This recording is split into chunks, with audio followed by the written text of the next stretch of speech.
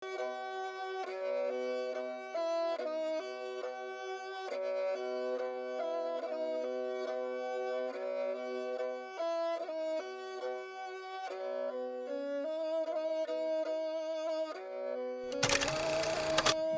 қазақ халқының жан тебірентер өнерінің бірі.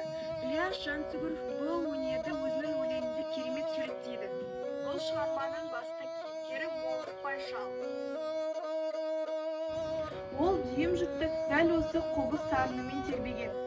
Күй әуенімен пан еткен кейде дархан, кейде сергек еткен ақсақалдан ыңырантып, боз інгенін тыңдаған кезде ұлы дала күңіренетін. Әр күйдің шығу тарихы өзіндік ерекшелігі бар. Осы өлеңде боз інген күйінің шығу тарихын Ілияс Жансүгіров әсем суреттейді.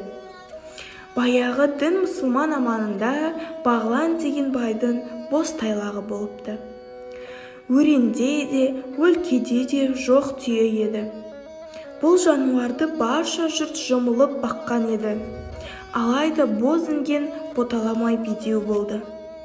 Бір күні ауылдың тазша жетім баласы түс көріп, інгенді желге күнге тегізбей, жібектен бұйда тағып, жеке бағуын ұсынады. Ақырында көп тілегі қабыл болып, інген боталайды.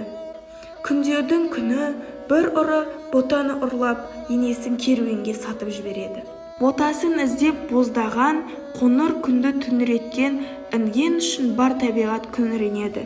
Әсем күй саусақта бей сыңғыраған, жүйрік үн жүрек жалмап жамыраған, боздатса боз інгенді зарлы қобыз, сарыны сардаланы аңыраған. Поэма соңында Ілияс Жансүгіров ұлттық рухымыздың күретамыры күй құдіретін дамыту арқылы өнерді құрметтеуге, халқымыздың ұлттық дәстүрлерін қадірлеуге, туған еліміздің өткенін қастерлеуге шақырады.